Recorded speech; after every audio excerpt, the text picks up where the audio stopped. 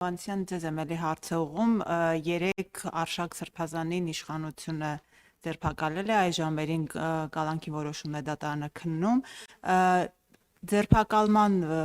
հետագայում, որ քննչական կոմիտեն տարածեց հայտարարությունը, 7 տարվա վաղեմության մի գործ է։ Ինչու է նոր հիշել իշխանությունը այս գործի մասին եւ արդյոք սա այս պահին հերթական ճնշումը չի հերթական Սրբազանին կալանավորելու եւ հակաեկեղեցական, հակակաթողիկոսական արշավի բաղադրիչներից մեկը չէ։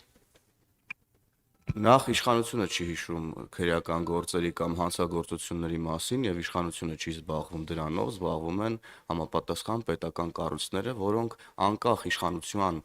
որպեսին լինելու պետքա զբաղվեն այդ գործերով։ Այլ մեկնաբանություններ չունեմ, գործը գտնվում է քննչական մարմինների տիրույթում, շնորհակալ եմ։ Սիվիկ, խնդրեմ ձեր հարցը։ Շնորհակալություն, հարցս նորից պարոն Հովհաննիսյանին թերևս ուղղեմ։ Պարոն Հովհաննիսյան, Ռուսաստանի Դաշնության արտաքին գործերի նախարարության խոսնակ Մարիա Զախարովան արձագանքելով կառավարության կողմից Ղարաբաղյան կարգավորման փաստաթղթերի հանրայնացմանը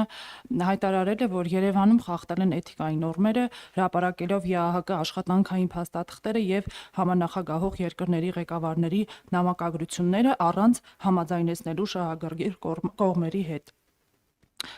Տիկին Զախարովան նաև հավելել է, որ ԵԱՀԿ-ի եւ ՄԱԿ-ի փաստաթղթերը հստակ ապացուցում են, որ 3 տասնամյակ շարունակ Ռուսաստանը որպես համանախագահող երկիր բոլոր ջանքերը ներդրել է քաղաքական եւ դիվանագիտական ձևով Ղարաբաղյան հակամարտությունը լուծելու համար եւ քիչ բան չէր արվել։ Խնդրում եմ ձեր մեկնաբանությունը տիկին Զախարովայի։ Ես անկեղծորեն ընդհանրապես ցանկություն չունեմ մեկնաբանելու տիկին Զախարովային, եթե մեր արտաքին գերատեսչության ներկայացուցիչները ուրեմն համապատասխան պաշտոնյաները